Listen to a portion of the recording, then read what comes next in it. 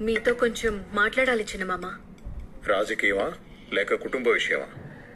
ఈ కుటుంబానికి రెండు ఒకటే గదా.